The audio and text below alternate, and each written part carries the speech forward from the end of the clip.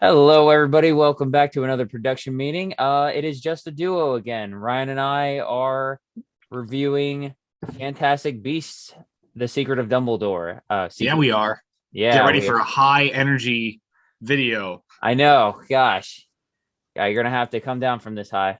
It's it's way more exciting than Ambulance. Oh yeah. But that is, Sonic, get out of yeah, here. yeah, I know. What is Sonic? Not nothing compared to Dumbledore. But we will get into that later in the video. We took a deviation from doing news last week, but since it has been only 1 week since our last video, I thought it would be prudent to go ahead and do it this week. Um, just gonna do some random stuff. We're gonna just comb through our Facebook page and just kind of go over what we've been sharing. First of which is that the Percy Jackson live adaptation has gotten its main cast, or really its entire cast. The main role is, I don't know the name of the kid from Adam Project, but he is set to be the main character. Uh, Ryan, can you help me out on that? Oh no, never mind. Walker Scobell, is that how you pronounce it? So yeah, he's gonna be the main guy coming up. So I know a lot of people who are excited about this, especially if they're fans of the. This has got to be a book series, right? Yeah, it is. And the author's been really hands-on. So knowing that going into this, I'm trusting pretty much every decision that's made for it until it comes out and we see otherwise. It definitely seems like a good course correction from the movie adaptations. This kid is definitely more appropriate for the age range. And I haven't seen the Adam Project, but I've heard he's great in it. So I think it's pretty solid.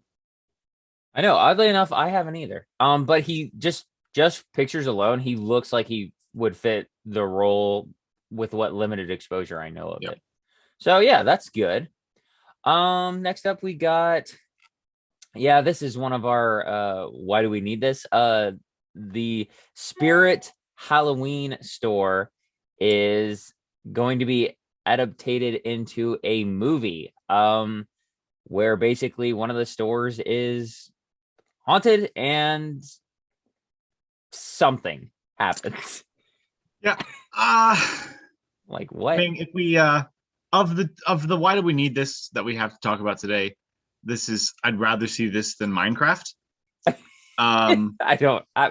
It's a coin flip for me. yeah. I think if you get the right, I mean there's some creative ideas out there. And I think if you get, the right scribe for this and you have an interesting story and you make at least one joke about how Spirit Halloween just quickly wraps up and disappears on November 1st, then I guess I'm on board for at least seeing it. I don't think it needs to happen. Yeah, but it's unique. It's different. I kind of agree with you. If I'm gonna go, and we'll talk about this in a second, a little further down the line. Um, the Minecraft news. Yeah, you could make the argument that there is potential to maybe catch lightning in a bottle, and there is more creativity there. So I do 100% agree with you, because with this Halloween store, it's kind of like, the first thing I get in my brain is that it's kind of like a Disney like channel movie that never sees a physical release or anything like that. So it's Yeah, like, what are we doing here? for But sure. It could be. Yeah, I guess we'll just yeah, it's we'll see. it's my front runner for this week's Why Do We Need This? For now anyway. Next up is the trailer for, what is it? Thor: Love and Thunder. Did you catch it by any chance? I did. Yeah, looks all right. I didn't really like Ragnarok. I'm one of the only people who apparently didn't. You're You didn't not. either. We talked about Yeah, this. Yeah, we wholeheartedly agree on this. yeah. We disagree on so many movies, and I have such trouble believing that that's the movie that we are like completely in unison on. But I don't love it. And knowing that this is kind of a looser story that's not quite as serious, I'm assuming, as an actual story goes, where you've got like all of Asgard at stake, and it feels like it's so trivial. Knowing that this looks like more of a kind of a wandering journey of self discovery. I think it kind of looks all right. I'm up for it. I'm kind of up for whatever at this point with Marvel. So um, I, I think it looks interesting. I couldn't agree with you more. I'm right in the same headspace. You just said it that both of us don't really care for Ragnarok. In fact, I don't know if you'd go this far, but Ragnarok is my least favorite of all the Thor movies. Nah, I Okay. hate the Dark World. I have to be that critic. There we go. There's our difference coming to light. I mean, but I know 100% that I am probably in the wrong with this, but I remember enjoying Dark World. In fact, it was my favorite Thor movie. But I will take the lumps of knowing that I am in the vast minority in that view. I This is a little off topic, funny story, but I think today will run short, so I don't mind telling it. I saw Thor: The Dark World on a date, and it was our first movie seeing it on a date. And so we went into it, and we walked out of it, and we were like, "What do you think of it?" And we both were like, "Yeah, I liked it. I really liked it," because we didn't know what the other person really thought of it. So we both said we liked it, and then it didn't work out for for the best. Whatever. I love you, Amber. You're great. But and like a couple of years later, we ended up getting dinner when she was visiting, like in town and where I was going to school. And I was like, so Thor: The Dark World sucks, right? And she was like, terrible, terrible movie.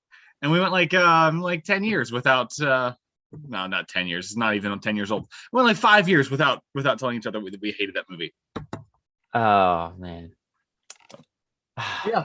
Context of relationships. It's okay. It's okay. I mean, at least you guys revealed how you actually did feel about Oh it. yeah.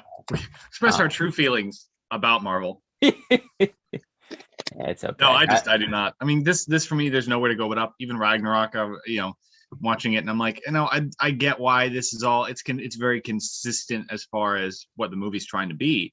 I just didn't like what the movie's trying to be. But this, I mean, best case scenario, this might be the case where I enjoy this movie so much in the aimless direction of Waititi's stuff that I end up liking Ragnarok a little more. That's optimistic thinking. I am right. You and I are like in unison today because I think the same thing. I think the fact that Waititi is obviously still directing it, and knowing that it's gonna not really kind of go in any hard direction, plus the inclusion of Guardians of the Galaxy being more, I don't want to say a nucleus because I don't know their involvement with it, Yeah. like if it's limited exposure or what.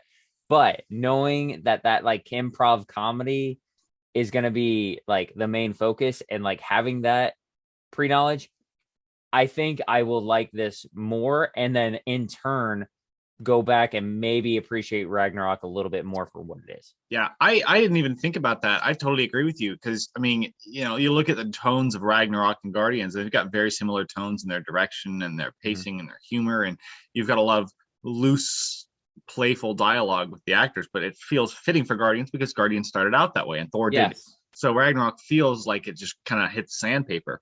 But I think I think you're right. Guardians might be a great catalyst for settling in with that tone a little more comfortably. Right. And who Kevin something the he was the director of the first Thor. He might have been the second. I don't. Oh, Kenneth Branagh? Yeah. Yeah, that's it. He went very what Shakespearean Oh kind yeah. of.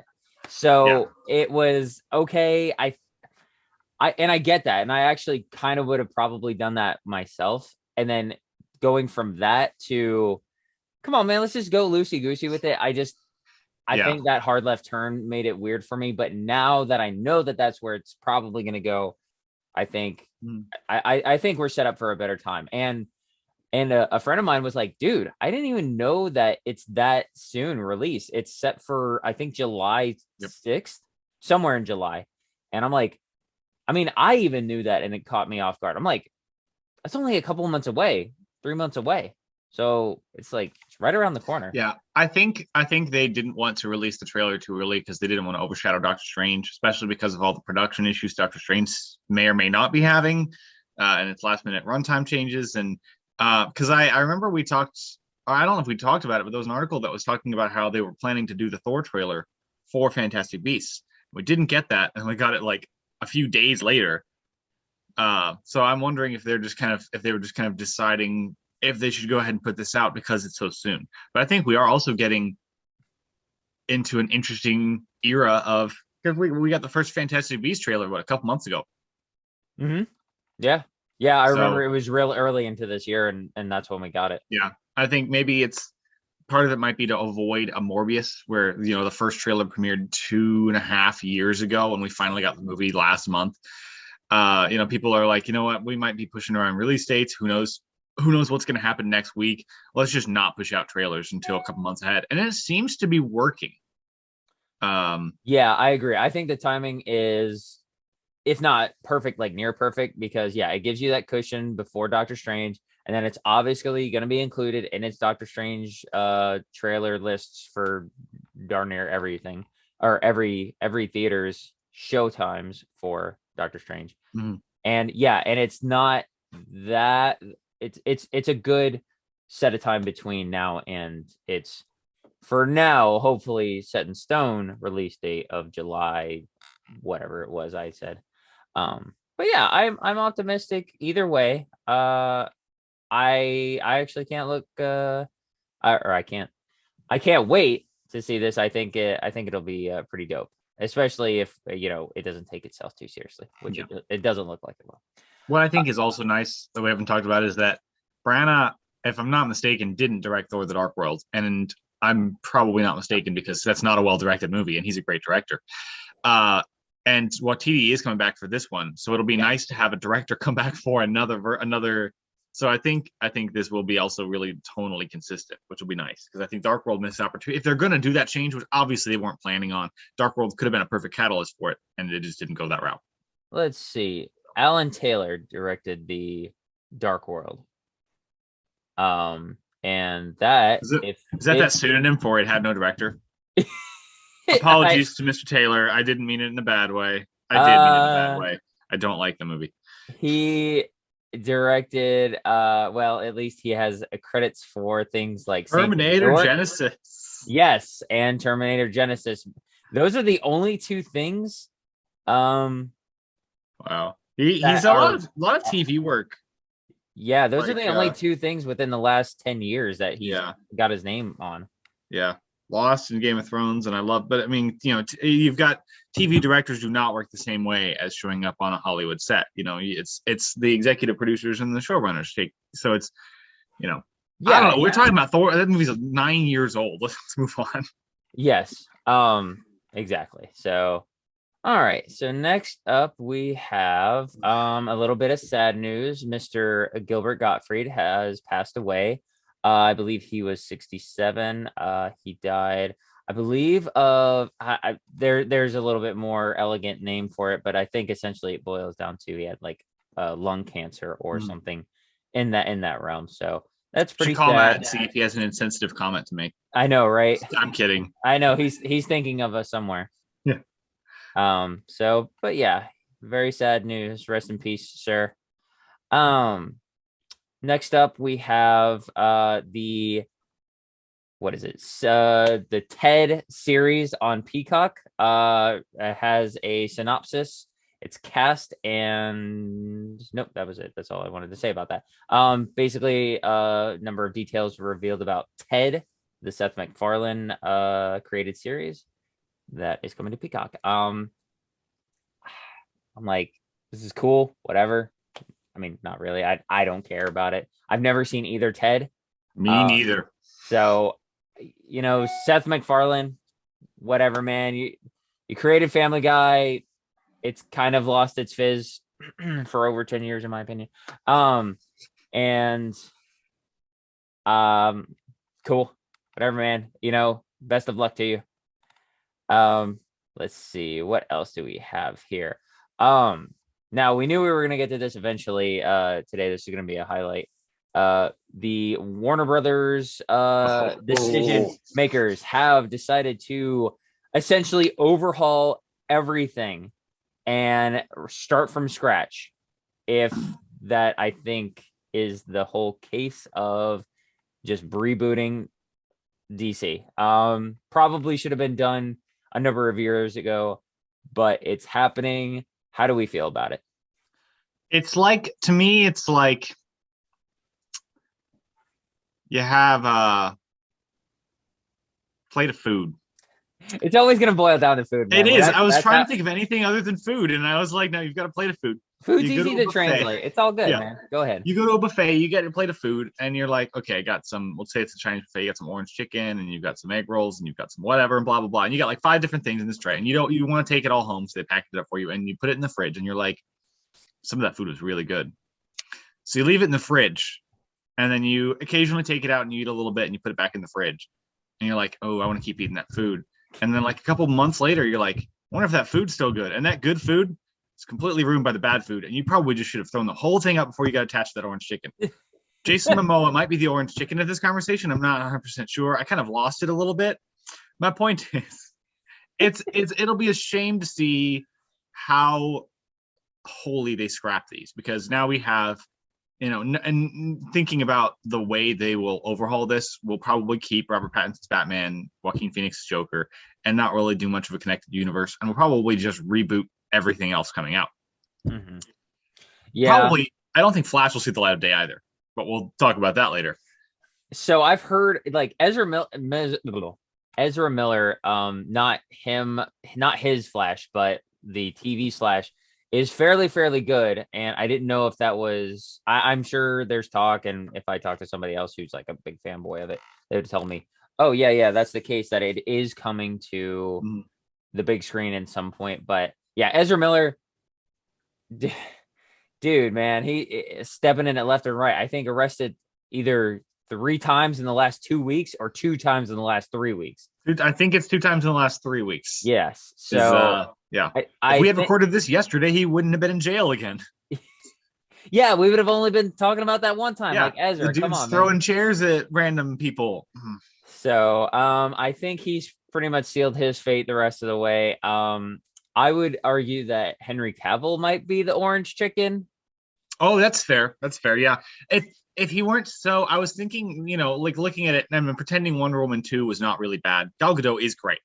I love her performance and I love her character, and so she and Jason Momoa, and then you've got Zachary Levi as Shazam, and I'm like, I bet you could keep some of this stuff. I feel bad because I think if they do scrap this, even if they try to keep Zachary Levi and Gal Gadot and Jason Momoa, Henry Cavill is like at the core of this universe. And I feel like if they don't want people to get confused and they want to do a reboot and they don't want to keep, because he's got Batman v Superman. If you're going to scrap that, you're going to scrap Batman too, because we've got a new Batman going on. You don't want audiences confused when they're trying to go figure out whether or not they're going to go see a DC movie or not. And then you've got like Margot Robbie's Harley Quinn. Do we keep the Suicide Squad stuff? The last one did critically well, not commercially well at all. And I'm just like, just a clean slate. Yeah, sounds like they're doing that, but I mean, they got to make sure that so when they scrap it and whatever they're going to, they got to make sure that this is pretty good, or this could financially be catastrophic. So who knows? I mean, not that it already isn't. I mean, they're not tanking in a lot of ways, but I mean, they're I mean, you're not wrong though. If you look at, I mean, obviously the Batman performed well, but like the last couple films in the DCEU, Suicide Squad underperformed. Harley Quinn was crushed by Sonic in its second week. Yeah, which is funny that Sonic's crushed 2 superhero movies a week after each has opened. Since we last, no, actually that was, I don't remember I don't even remember when we did our video last week. But anyway, yeah. And then Wonder Woman 2 apparently didn't do that well for streaming. Word of mouth didn't really hold up for it. So, and I mean, Snyder Cut was like a really well received thing, but streaming numbers can only go so far towards showing that you didn't get a theatrical release for it. So it's really hard to tell how much of that was. If we're going with food metaphors here, I think the Snyder Cut is kind of like, let's say, I don't know, you have, gosh, I'm going to fumble this metaphor, but like, if you have like some type of dessert, let's say flan, and like, it's really bland without whatever sauce is supposed to be on it, then you're like, man, I'm never going to have that again. And then you're like, somebody goes, here, you should try it with this time. And then Snyder sauce. Yeah, the Snyder sauce. And you're like, oh man, this is so much better. That's the Snyder Cut. So, Yeah, I know. It's like what could have been. Um, I like Snyder's way of direction, and I think if he had a little bit more control and if circumstances were a little bit better, um, I think he could have definitely made sure that we weren't in the state that we are in now. Yeah. Um, so it's just like what could have been. I wonder if they're gonna probably not if they're trying to go the complete clean slate route if they do call upon him again. Maybe not. I if I were Yeah. doing it, probably not. I'd be like, Zach, you did that one good. And you actually did a few good in my opinion. But overall, we probably just have to Yeah. just a mutual I break. yeah, I think so too. I think bringing him back, I mean, I don't love his direction, but I get it. He's got a clear thing he wants to do, and it seems to be the more he gets to do it, the better it turns out. And I think bringing him back will be confusing. It'll Yeah. send the wrong message about rebooting. He has a huge following, and so I think that will be a very upsetting thing for them to have him come back in part of a series rebooting the series that they're defending still from him, restore the Snyderverse. So I think if we're gonna have a clean slate, I think he's got to go too.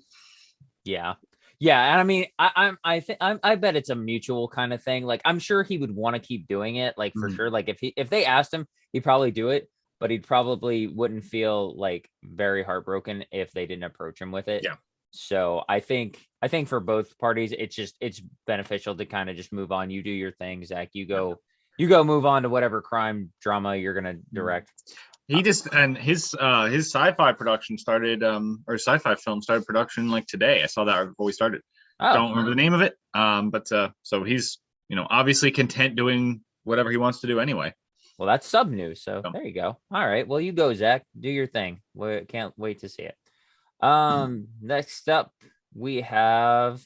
Oh, this is more for me than anybody else in our entire group. For Kingdom Hearts' 20th anniversary reveal, we got the Kingdom Hearts 4 trailer. Among the other two things that I don't really care about, the Kai Union and there was some type of other mobile game that again I'm not knocking them. They're just not for me. I don't really care about them. But Kingdom Hearts 4. Um, yeah, I had mixed feelings about this. Ryan, I don't know if you care about Kingdom Hearts at all. I have a Okay. clue. I know of it. Well, not to, hover over it for too long. Basically where we left at the end of Kingdom Hearts 3, which I hate to say Kingdom Hearts 3 was a little bit of a disappointment for how long we waited for it, but where it leaves off for number 4, Sora is in and I'm sure you haven't seen the trailer for it. He's in this like realistic kind of looking world that I mean it's supposed to look kind of like the game rendering of kind of like if you were doing Assassin's Creed or Horizon, like it looks like real people. Like it's not cartoony or you know video game like. So I was a little like, okay, I understand why this is happening, and sorry for anybody if this creates any spoilers. Um, I was like, okay, but then I read an article and I rewatched the trailer like 2 times, and I was like, okay, I'm feeling a little bit more. I'm feeling better about this when I've seen it a couple times. Um, and I read from Tetsuya Nomura, who's the creative developer for pretty much all of the Kingdom Hearts games. That he's like, well, the circumstances could be that he isn't in this like because he looks weird, really weird in my opinion. Sora looks extremely weird. He looks too realistic, and it's kind of off-putting to me. And basically, what he said in reference to that is he might not be there for a while. You know, Hmm. he might go back to normal. Who knows? And I'm like, okay, then that makes me feel a little bit better about this. I mean, Kingdom Hearts has become not a mess. I just think it's lost its roots and it's kind of lost where it came from. And it was so unique. And then it got bogged down with so many like nonsense details that people are just like, what? I couldn't even explain Kingdom Hearts to you because there's so many details, or I would be here for like 2 hours telling you. It's just so confusing. So Overall, I would give a rating for the trailer 7 out of 10. I am optimistic, but cautiously optimistic. I will be getting it probably in a collector's edition because I am dumb a lot of times. All right, so moving on, we have, I believe, I don't know if this was official, given the source, but the what was the name of the Star Wars animated series on Disney Plus where they had like the anime style? Oh, oh, yeah, I know what you mean. What was it called? Oh, Oh, Visions. You're talking about Visions. Vision. Yeah, Yeah. yeah, the actual anime. I thought you meant the Resistance, Star Wars Oh, Resistance. no. No, yeah, Visions. Yeah, I was Uh, talking about Visions I poster. think we're getting like, I know I have mine somewhere. I ordered it on the Disney Rewards. I have I read here that we might be getting a season 2, or that it's in the works. So because of how popular the first season was, I think we got really, really good receptions. So that is according to Clint, in the works as of I think this last week. So yay, I think that's Yep, good. keep them coming. Yeah, I mean if some is good, more is better. So there you go. Not that this is any news. Speaking of Fantastic Beasts, later on, Mads Mikkelsen, who is in Indiana Jones 5, says that the series is, or number 5 is gonna have the feels of the originals. I say I'll believe it when I see it, and that's okay, Mads. Nobody probably has that high expectations for this. They'll just go see it. It's like junk food. So let's see what else is there. We have I mean, I don't know if you've gotten into Demon Slayer yet. Nope, not yet. But you are the second person in 2 days to tell me to get into it. I'll tell you every friggin' time when I see you, get into it, man. I will sympathize with you. That my friend Trustin recommended the series to me, and it took me forever to get into it.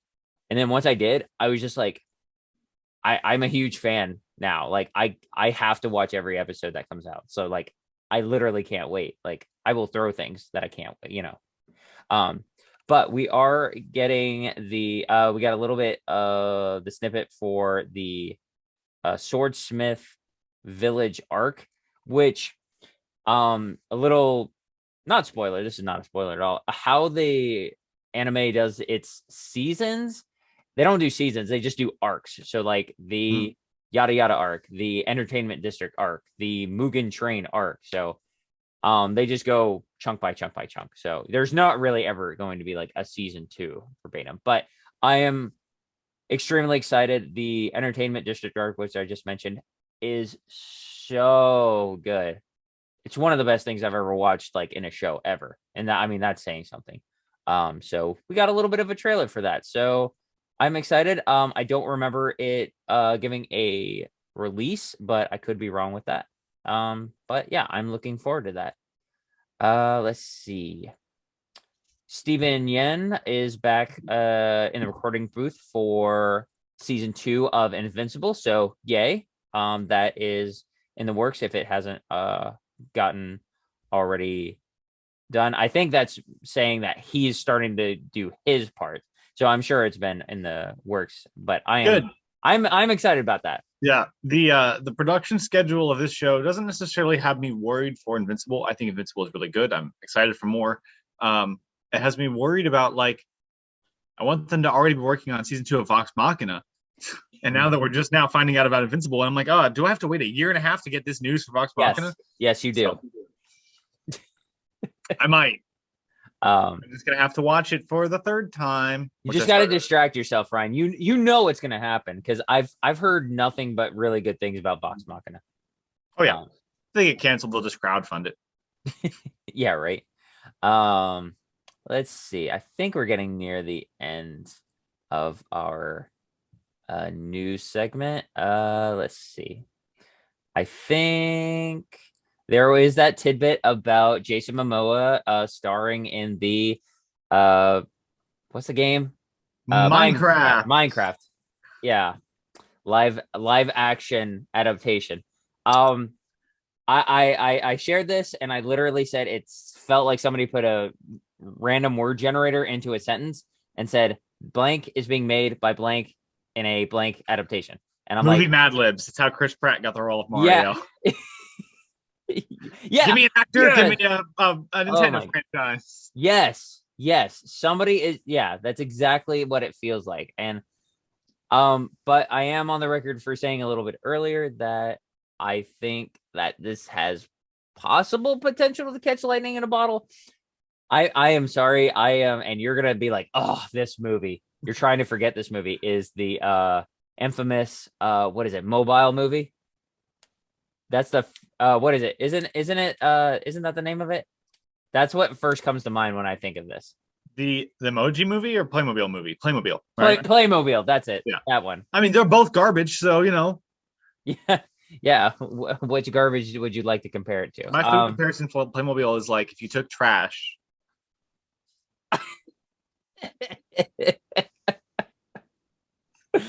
If you took the food and then threw it in trash and then served it and then threw it back in the trash and then kept throwing it in the trash. Yes. Yeah, man. I am Jason, man, do your thing, get a job where you can. It's all good. We support you, but this is just this is one of those strangest things I've ever heard. Yeah. I think what you've got a good point is something that's really weird about the Emoji movie and the Playmobil movie and this movie is why is this just happening now? Why wasn't this 10 years ago? Yeah, because Minecraft is literally the highest selling game of all time. Why didn't we greenlight the Fortnite movie with Jason Momoa? Oh God, Ryan. I know, but at least it'd be relevant. Now. It's gonna happen now that you have mentioned it and you have something. Alex, give me one actor and I'll put it in Fortnite. Jason Bateman. Done.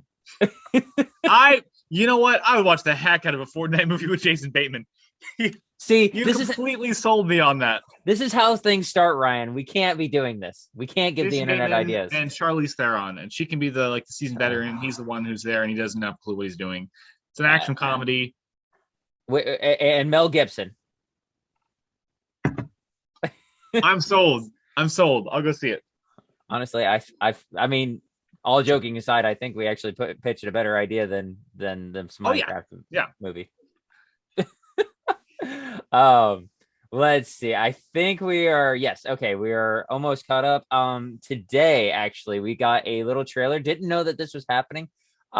It's kind of new, kind of not, for Sonic Origins, which is a remastered collection of Sonic's 1, 2, 3, and then I think it's like Sonic 3 like extended or something. I don't know. I didn't really catch the fourth title. I don't think there's a Sonic 4 unless it's like just called Sonic but I saw the trailer for it and I have it up here and I mean it's cool. It's remastered. I probably will be getting it. The animation like cinematics outside of like actual gameplay are so good looking that I'm like, why isn't that a show? If that were a show and you made it that anime style and you don't even have to have voice actors, you could just go the old school route.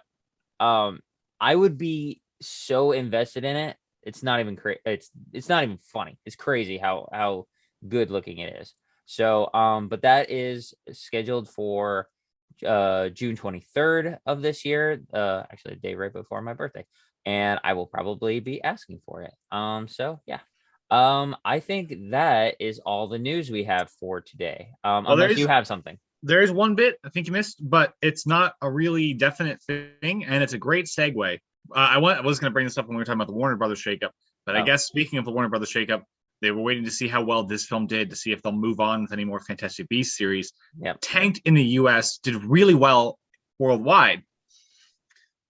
I don't have a clue what they're going to do with this. That's the only thought I have on this is that I don't know a clue what they're going to do with it. But knowing Warner Brothers' knee-jerk reaction, I think this might be the last Fantastic Beasts movie. It's potential. Not to get into our review too early, but I think that. Oh, I forgot we had other movies to talk about. My segue doesn't matter. Yeah, right. No, actually, I think But because we skipped over kind of what we did for the last week. I mean, mine was pretty simple. I played Horizon, finished it, Fathers 2, and then Fantastic Beasts. That's pretty much my week. Um, but yeah, it did not do well. It had a revenue of $43 million for the opening weekend, which is not very good at all for a major movie AAA title like this, and that budget was 200 million. So and it's the lowest recorded for all three Fantastic Beasts so yeah, far. um I don't know. I think if it can manage to break even um with its budget, I think that'll merit uh a fourth one. Do I gotcha. think it deserves it? I don't know, but we'll get into that in right now. So this week we reviewed Fantastic Beasts 3, or just Fantastic Beasts: The Secrets of Dumbledore. It's the third installment of the Fantastic Beasts franchise. I mean, do I really even need to give a synopsis? There isn't much to give. The trailer's super vague. They're, Yeah, they're together and they got to stop Grindelwald from doing some political schemy things. for like the third movie in a row. Yep. So yeah, Ryan, do you feel like going first? You want me to go first? Sure, why not? I Yeah, I was gonna say, if you want me to go first, I feel like I'm gonna be less elegant, like always, with It's my okay. review. Yeah, I'll go first. Okay, go ahead. This film to me was everything that the third Hunger Games film was not. In other words, I liked that movie a lot, and I didn't like this one very much. Mhm. Now that one, for anybody who's curious, I think that movie was completely ruined by the fourth one, but so I won't defend that one too much. It's fine. This film's fine. For me, the biggest thing, I'm just like jumping right into like the biggest thing I didn't like about this, and it's the biggest thing I didn't like about Crimes of Grindelwald either. Alex, you and I talked about this a little bit beforehand, but I, at one point in time, absolutely loved the first film in this series. Mhm. I thought it was so new and different for the series. We're going back to like the 20s, and it's got like, I love the production design and the costume design, and James Newton Howard's score is quite potentially my favorite of any Harry Potter world movie score. Mm. I love John Williams, but like that, I love James Newton Howard's music for this movie.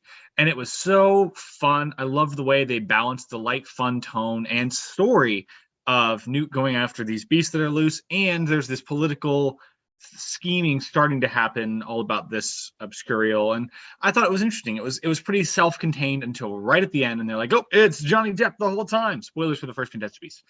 And I was like, hey, okay, well, that's a bit of a weird ending, but I still really like the movie as a whole. And then the second one came out, and I was like, oh, we're turning into a very dark, dreary, plot-driven thing where it doesn't really have any Fantastic Beasts or fun in it.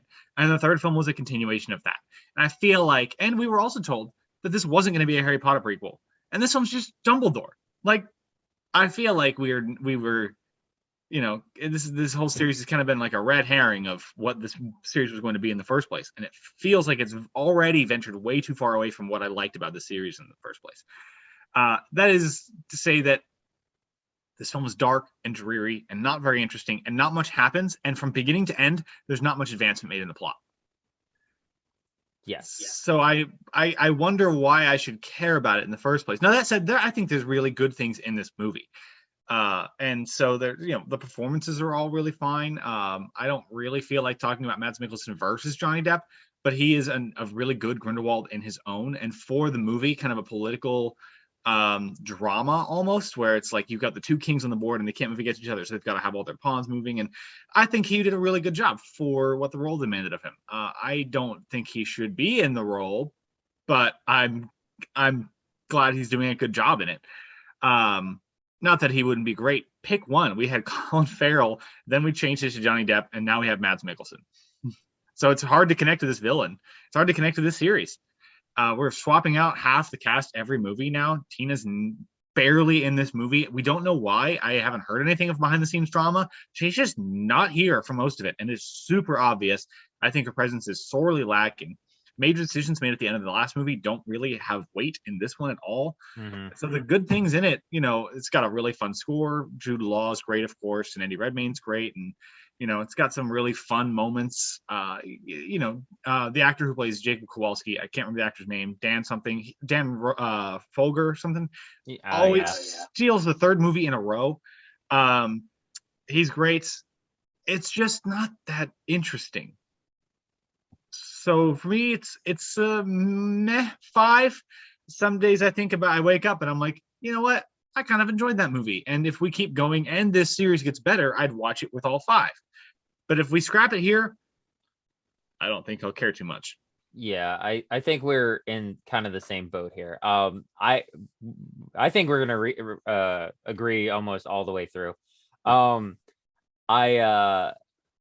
don't know if I mentioned earlier when we started recording that because I had not watched any of the Fantastic Beasts leading up to this except like part of the first one.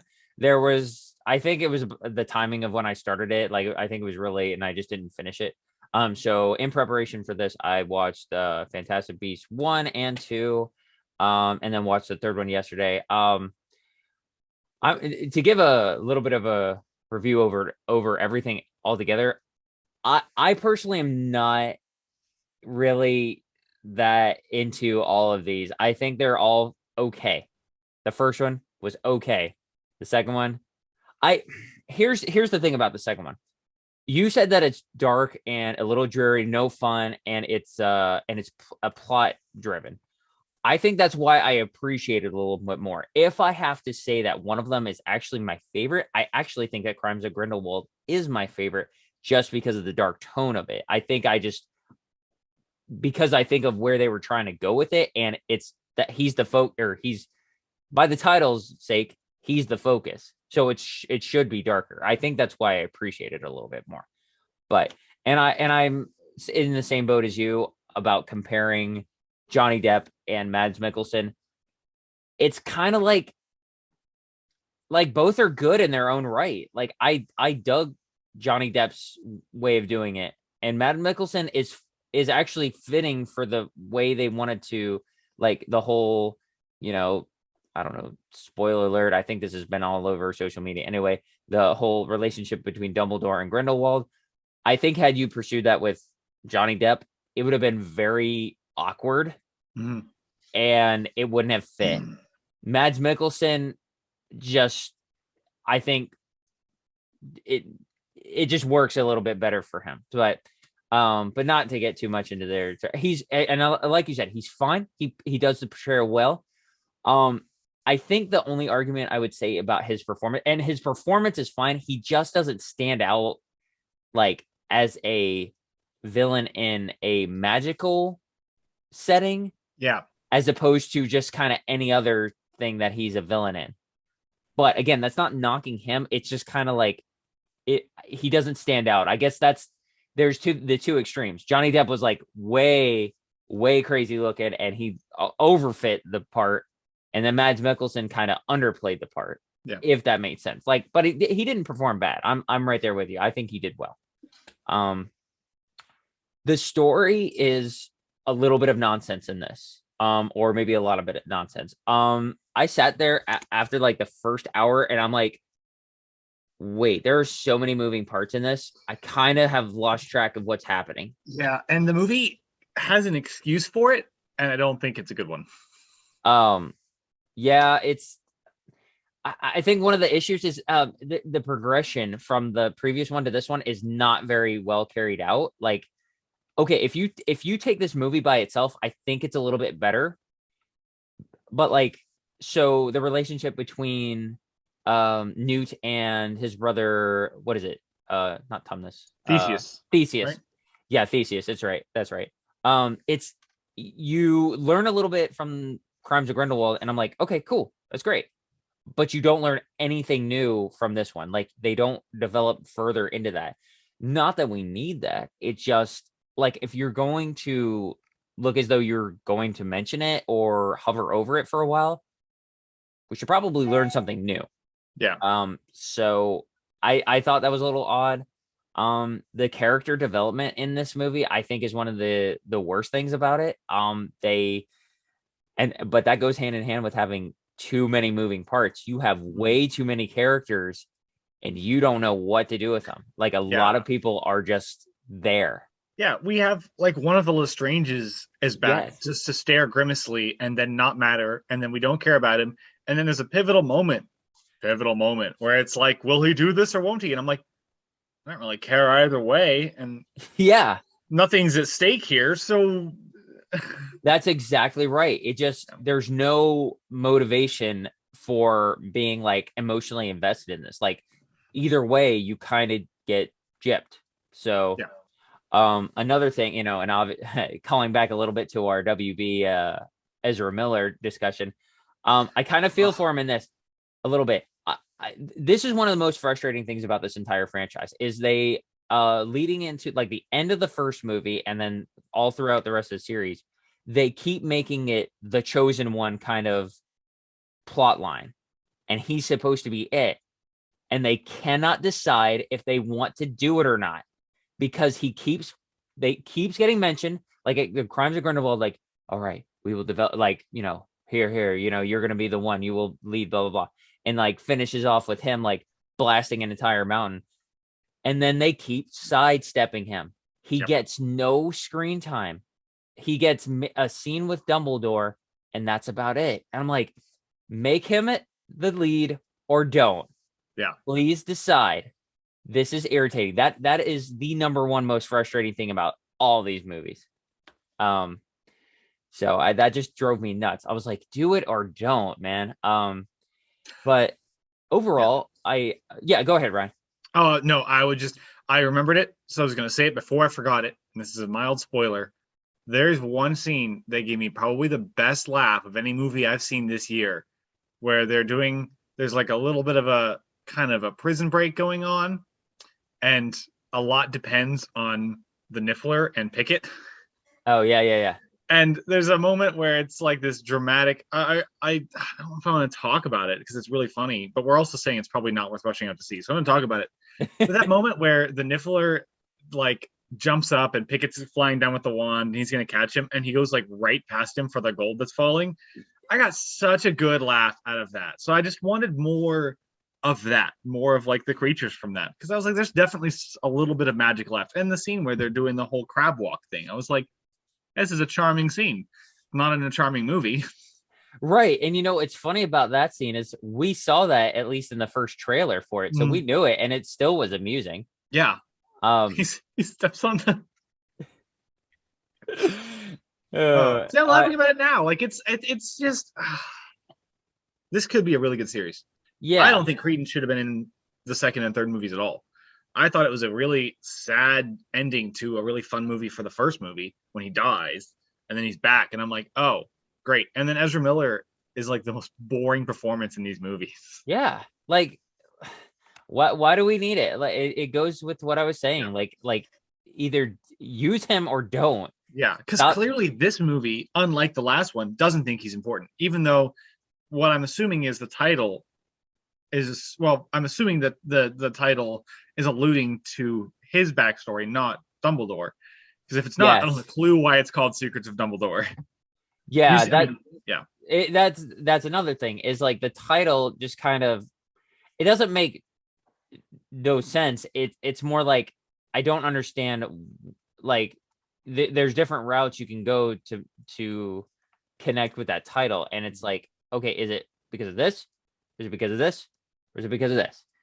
And it's like, okay, whatever. But as frustrating as all of this sounds, I did not hate this movie. I did not love this movie. I think it was a decent time. My whole view of this franchise is that they're all fine. They're all okay. Like I'm giving sixes like across the board. I kind of don't feel like I'm borderline. Like I'm right there with you. Like I want to say a 5, and if I bump it up to 6, that makes it fresh, just barely fresh. Yeah. And then with that mindset, do I think this deserves a fresh? And I'm like, Yeah. Oh, it's so hard. I'm gonna, in order for consistency's sake, I'm gonna go ahead and just give it that fresh. I'm gonna give it a slight break, and I am gonna say a 6, as with the rest of the series. Yeah. Maybe Grindelwald, maybe a 7, in my opinion. But for the most part, they're all 6s. So Fantastic Beasts. It is not more like they're okay beasts. Uh, Yeah, Fantastic Beasts, and though where are the Fantastic Beasts? Yeah. Oh, and you know what? You've been saying that this whole entire time, and I keep forgetting to mention it too. I I kind of don't understand why they're called Fantastic Beasts after the first one. You Yeah. should just call it Crimes of Grindelwald. Yeah, Secrets of like it's like Grindelwald. they were coming up with that Harry Potter tag name, that tag they can put on it so people know the IP, but it feels like we're betraying that IP. Yeah, it's the blank blank and the blank. Yeah. And I'm just like, yeah, for a series that's trying, or that you're saying is not supposed to be a prequel to Harry Potter, you sure are taking a lot from Harry Potter and putting it right there, and not and making it pretty obvious, like when you have the little, Hedwig's theme, cues, and literally going to Hogwarts and knowing full well that we can see that. Yeah. Now, I will say, and I'm not usually a fan of callbacks when they're meaningless, and this definitely was an interesting creative choice. Mm-hmm. I guess I won't spoil too much because this is like in the finale, but there's a scene with cases where they call back to one of the themes Williams wrote for Harry Potter, and it fits so well, and it was a really fun cue. So that was one where I was like, Oh, okay, I'll give you this one, James Newton Howard. You can have this cue. It's a really fun scene. And it was fun to hear that music again. did you say John Williams' score that they borrowed from? Williams' score that they brought in for Newton Howard's. Yeah. Yes, I know it's I mean, spoiler, not spoiler. It's I think they call it like Long Bottom's theme. Yeah. From the first. Yes, I love that little. Yeah, I did that. I was like, oh, that's cute. I mean, it probably could have gone more serious with it if it wanted to, but I agree. It makes it fun. I think it's a testament to, I'm just going to keep praising James Newton Howard because the music was my favorite thing about this one. I think it's a testament to how well he fits in this universe, that he can put in a Williams theme and it fits so well. Unlike Raymond Djawadi trying to play the Uncharted theme, and it just doesn't fit his score at all. So yeah, I'm going to keep bashing on that score. At least it had that going for it this way. So yeah, I mean, give it some credit where it's due. Overall, do you think it will we have a Fantastic Four? Yeah, I think so. I think an international box office will carry it. I think Warner Brothers, unless the shakeup just seems like they're trying to really renovate how things are done, which could be the case, and it could be that somebody says, "Hey, look how much money we made over the season." The exec says, "That's nice. We're scrapping this anyway," which is hard to tell. DC, Warner Brothers knee-jerk reaction is really hard to predict. Yeah. So it's like Batman came out and made a lot of money, and they were like, "Great, let's push all our movies back." Yeah, so it's really hard to tell sometimes. Financially speaking, though, it's like the executives at Warner Brothers like chug like 3 monsters before they go into meetings, and then make every vital decision based on that energy that they 30-minute meeting where they all get out the information really quickly. Yeah, right. So, would I say a Fantastic Beast 4? Yes. I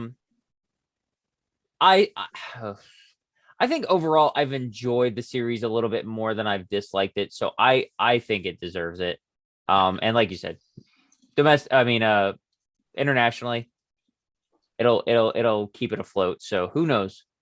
Yeah. I think this wasn't a good release date. They didn't really build up much hype to it. People weren't interested after the last one. I'm surprised that this happened at all. So that's why I'm kind of leaning towards, I think this might be the last one. And they wrap it up in a way where it can be the last one. Not to spoil things, but they have a nice little bow on it just in case. And I think you get that where, you tell people, like, when you're watching a show, you're like, hey, you can stop here. You're watching The Office and you're like, hey, when Steve Carell leaves, you can stop. And it kind of feels a little bit like that, where there's enough wrap up. They definitely leave it open for more, but I feel like they're ready to say goodbye to it. I feel like everybody in it is ready to move on. I'd watch more. I'd buy the soundtracks for more. I've got a vinyl for Grindelwald coming tomorrow that I found, and I'm really excited to listen to it because I love the music from it. But this to me wasn't enough, a step in the right direction, and nearly enough. I really did not like Grindelwald.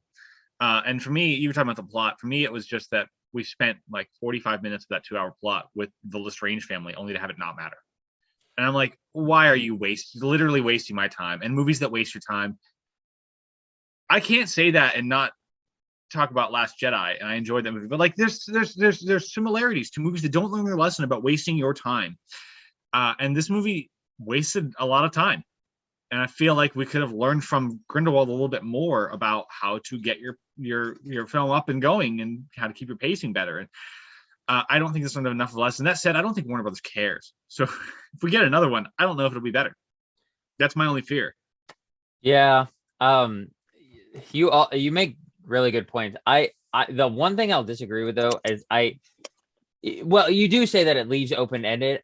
I personally, like, if I'm like leaning towards, do I feel happy with this conclusion, or do I need another one to end what do you call it, get closure? Yeah. I lean towards I need a little bit more closure. I feel like there's a little bit more that you can end, and I think if you really focus on it, you can have a good fourth movie that can potentially raise your average all the way through. Like, if you do end up making the Lestranges actually matter in this one, maybe that lifts your thoughts about the second one. So that'd be very true. It's more, stranger things have happened. Yes. And No I can pun see intended. these films. Yeah. But I could see these films becoming more important when a movie decides to really pick up the pace and say, I mean, and not do what the fourth Hunger Games did and ignore the third one's existence. Yeah. And I can see a movie that's like, okay, well, hang on, how do we really pick up from this and really bring in, for me, still, if I want to pick a stopping point to suggest to people and to watch, let's just say watch the first one still. So I'm hoping that the fourth one at least earns that right. Yeah. I have optimism. I think there will be a fourth one, and if they heed people's like reviews and their displeasure for things, what they don't like about it, I think they can right this ship, and I think they can end it on a high note, and like I said, raise all the reviews and on the thoughts of all the previous ones, and just kind of right the wrongs. What I think is exceptional about this film's reviews is from the time it premiered to the time it was released, it went from like a 66 on Metascore down to like a 47 on Metascore. So like the early reviews were really good, and I remember hearing it was like, oh, it's such a solid step. So I guess you're right. We'll see if they really listen. Now are critics more like this movie thinks and audience scores are good, or are they kind of like, audience scores are always better than critic scores? Morbius has like a 71 on Rotten Tomatoes for audiences. I know, but let me pull up Rotten Tomatoes real quick. Yeah, because I don't know. I'm like, I feel like I think it would actually be the other way around. I think critics would think, actually, you know what? I don't know. I have no idea how critics think, but I feel like the audience score and the critic score probably are closer than we realize. That's my prediction. And this is down to a 48%. Oh yeah, there's a 48% critic score and an 85% audience score. Really? And all they care about is the audience score, really, with these movies. That said, those audiences didn't show up for it. Yeah. Yeah. 43 million. Yeah. At least that doesn't scream 80 through 85% to me. No. And it doesn't. And we'll see how it does this weekend. But I predict a significant drop off this weekend. And if word of mouth from audiences don't carry it, that might be it. I don't know. Yeah. And because it's Warner Brothers, there is that, like, because honestly, they can put it up on their streaming service anytime they want to. Because they, like, I think I don't know if they struck a deal or if they literally just said, we're going to do 45 days after all of our movies release. And then I think Batman got a little bit of a early premiere on HBO Max, being just 2 days ago. Yeah. as opposed to, I guess, maybe a week later than it should have. I mean, they could potentially throw it on that if it does that bad. So who knows? Yeah, Warner Brothers is interesting, but Fantastic Beasts, Secrets of Dumbledore. It's a okay time. It's fine if you are a big Harry Potter fan, like my wife is. You probably should see this. Otherwise, if you're just a general moviegoer, you could probably skip this. Especially since you kind of have to watch the other two to kind of know where you're Yeah. going, sort of. But yeah, 5 from Ryan. I'm gonna say officially a 6. I think it's okay enough to get it fresh. I would watch a fourth one, but anyway, so that was this week. We What want to do? get into our mini reviews. Yeah, We each have right. one. We each have one. What are you talking about? You have Father Stew, and I've got Everything Everywhere. Oh yeah. Let's do Yeah, that. Okay, I'll go first on this one. because I think we liked those better. I don't know. Father Stew was Actually, about the I'm looking same. forward to hearing. So So Father Stew, I remember asking you beforehand. I was like, "Have you watched this?" And you were like, "No, I'm hearing it's kind of middle of the road." And I was like, "Okay." Um, I had perfect time slot. My wife wasn't working until blah blah blah, or she did go in, and I was like, "I work at this time. I'm just gonna go see the movie and lead right into my shift." Um, and Father Stew, Mark Wahlberg does portraying pretty well. So I mean, the whole premise is that it's a gentleman who's a boxer who is kind of late 30s, early 40s, kind of really going nowhere with his life. Decides he wants to be an actor, and then somehow gets involved with the Catholic Church and wants to become a priest. And that's pretty much the movie. Mark Wahlberg is fine.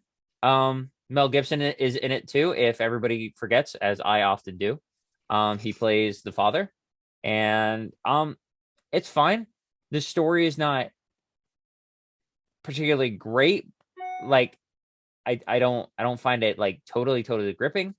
I think the issue I have with this movie is that when they do the whole when he finds the self discovery of I want to do or become involved as a priest, they kind of not gloss over, I mean gloss over it, but they kind of fast forward it. Like they don't really give that transition time enough like focus. Like it just kind of like, oh, I want to be a priest. Okay, man, you just decide.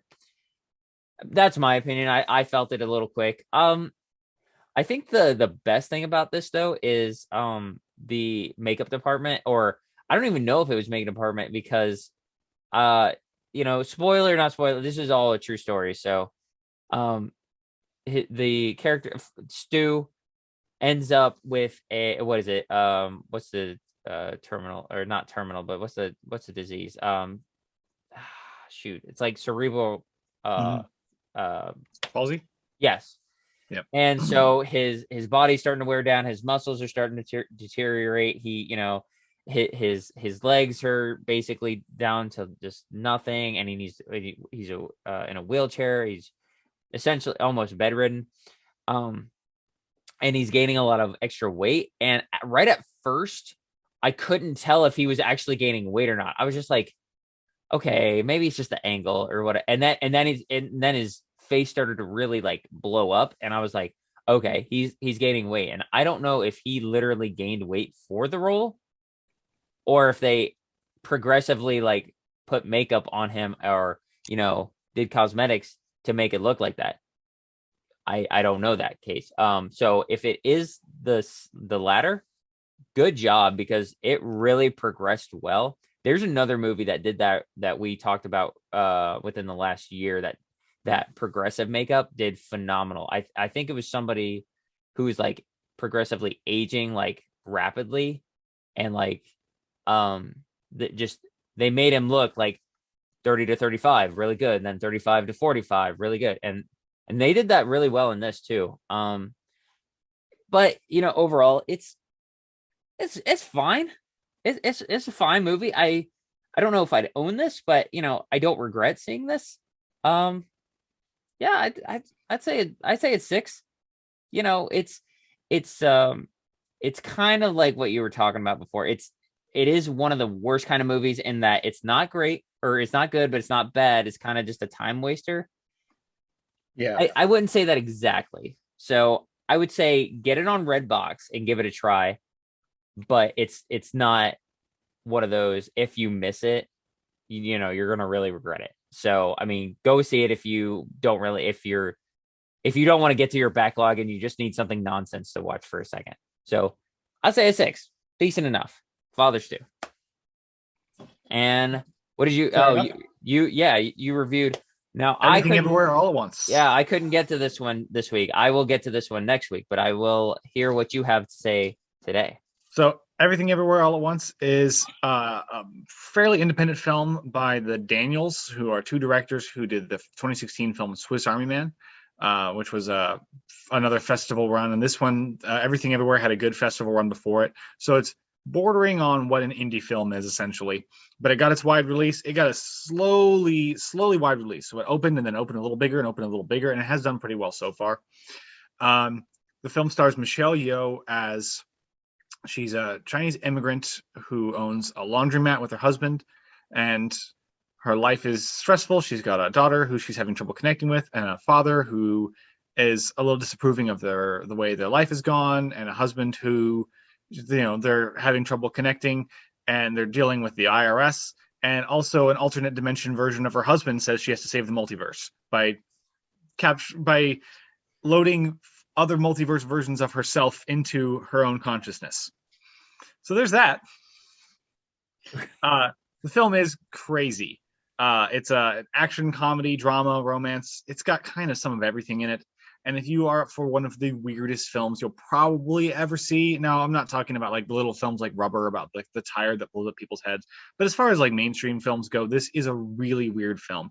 And like most critics have said, it is definitely one of the best multiverse films out there.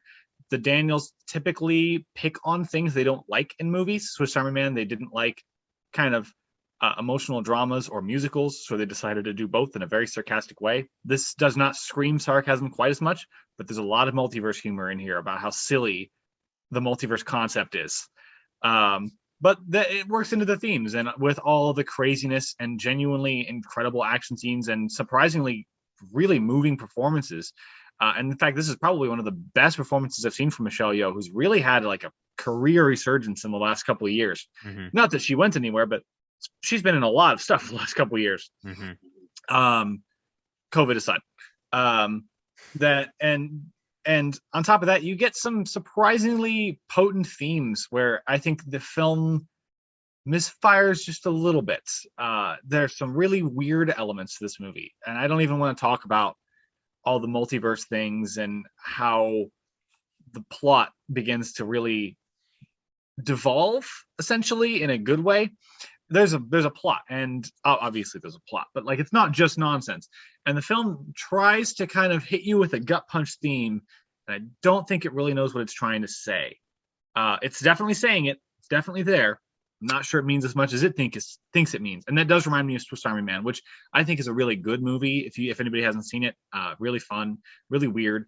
But like that, you can't really have it both ways. You can't have your cake and eat it too, is the saying, which I think is a stupid saying. If you get cake, you're going to eat it, right? But yeah, right. Anyway, I'm sure it means something. But my point is that film tries to have it both ways. And this film does a little bit of that, where it's like, oh, wow, what an emotionally moving, hang on, what are we trying to say here? And we don't. And so I think it's a solid 7 out of 10. Critics have it like as like a 100% on Rotten Tomatoes or something like that. It is very good. It's very unique. It's very creative. I do recommend it. It is really weird. So if you are like, nope, that sounds too weird for me, it's probably too weird for you. If you don't want to see a universe where everyone has hot dogs for fingers. Boy, do I. Haven't you always wanted to? I mean, Ryan, stop reading my brain. But yeah, I mean, it's definitely a unique time. I don't think it's one of the best movies of the year. It will definitely be one of the most memorable movies of the year by the end of it. I wish it didn't try so hard. It's like we're here for a lot of fun. It's 2 hours and 23 minutes, I think. It's a long commitment for it to try to, you get to the point where it's I don't even know if it's necessarily the themes. It's that you're thinking back and you're like, wow, this is really trying to emotionally manipulate me. And all I can think about is the hot dog fingers. And so it's so weird early on that you really can't settle into the complicated themes later on. And there's weirder things than that. There's way weirder things than that I don't want to talk about. And it's trying to use those worlds because they've already established them to emotionally cement the themes of this movie. And it's just a little distracting and the themes are a little vague. So I think it's good. I just, it could be better by not trying to be better. But solid 7 out of 10. Objectively, it's a really fun movie. It's very creative. I would say it's a solid recommendation. I'm just sure that this weekend's releases will be a little higher for me. They're a little more my speed as far as what I want from a movie. Mm-hmm. Hopefully. I definitely want to see it, and I've heard good things word of mouth. The only thing I'm worried about is when a movie, I don't know, does this get artsy fartsy?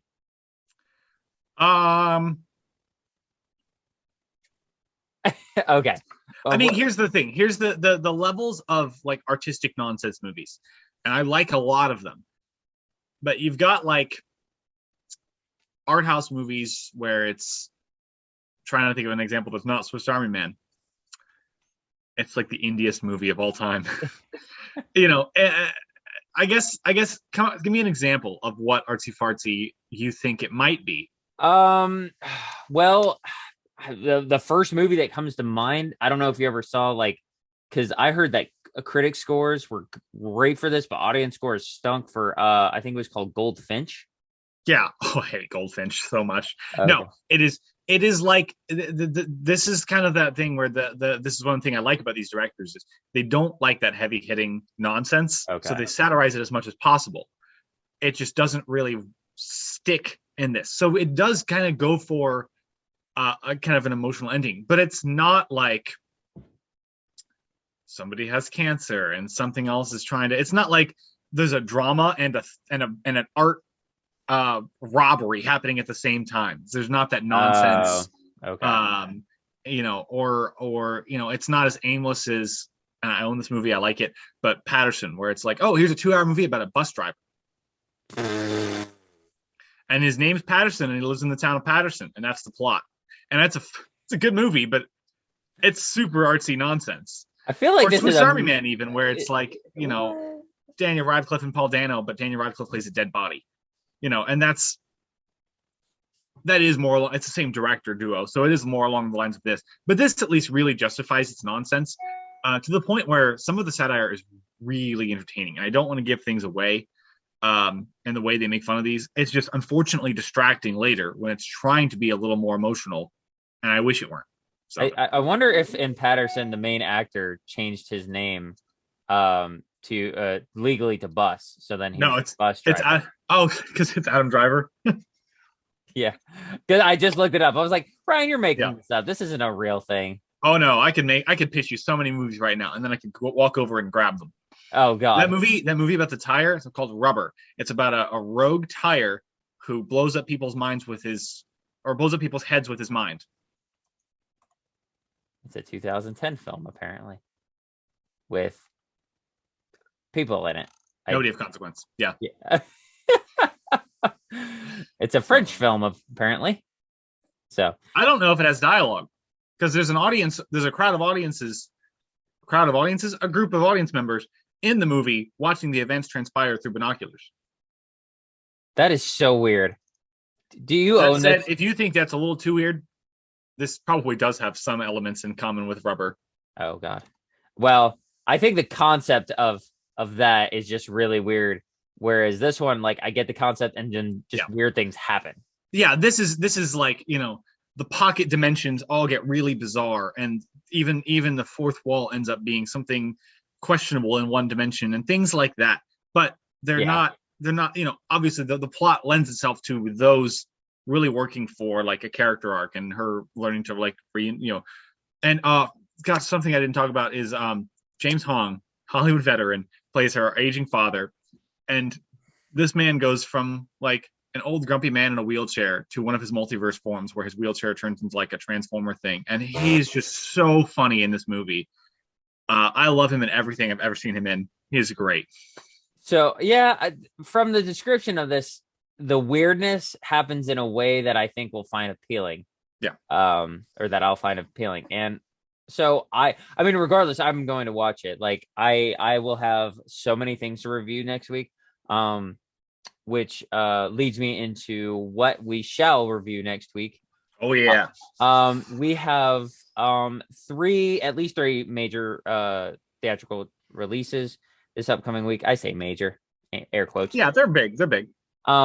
We have The Unbearable Weight of Massive Talent, the Nick Cage movie. We have The Bad Guys, the animated thing, and we have The Northman. I just realized that all of them start with the. That's kind of funny. Oh yeah. So we have all three of those movies. I will try. The one I don't really care about is Bad Guys, but I will probably still see it anyway. The Northman is I want to see that. Like that is, I will try to go out of my way to watch that one. So I don't know if you want to join me on that, or if you have the Nick Cage as more of your preference. I have tickets for both. Okay, so we're gonna see The Bad Guys. I think Monday or Tuesday. I think Tuesday night is when we're seeing that.